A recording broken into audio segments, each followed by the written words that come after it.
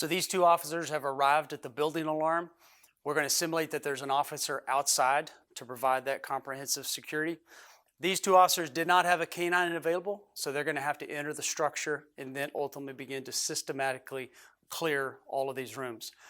So we're going to show you how to contemplate multiple opposing doors.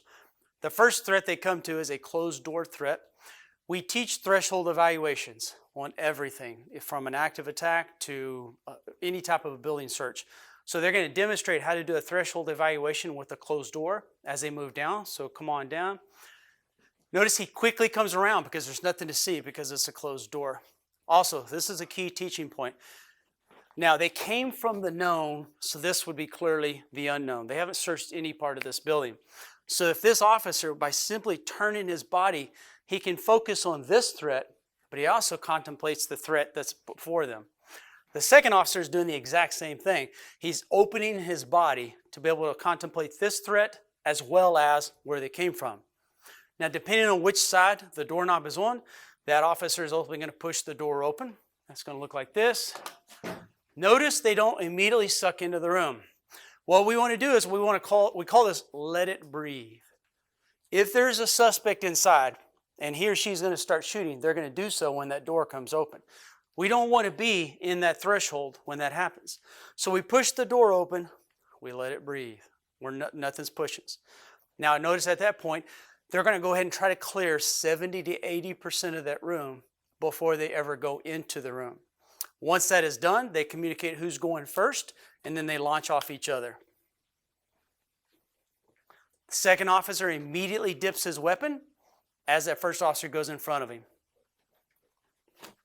Now then, the officers have given up this entire hallway.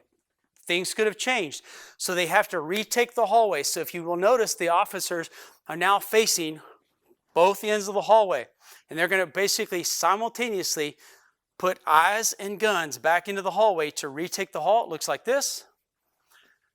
Now then, before they launch from this room, they're going to know where they're going next. So they're going to see that there's a closed door opposite of them.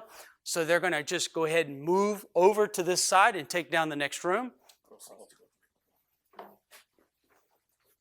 One more time just to reinforce, simply by making sure to open this body up. He's now focused down here. He's also focused here.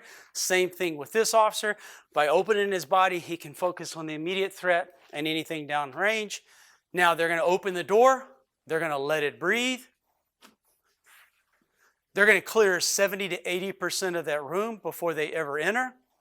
Once they've cleared as much as they can from the hallway, they communicate who's going to go first, and then they launch. So at that point, they hit what's called their pod, their point of domination.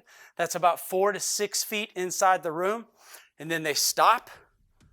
And on a different week, we'll talk about what to do inside the room as to how to take it down.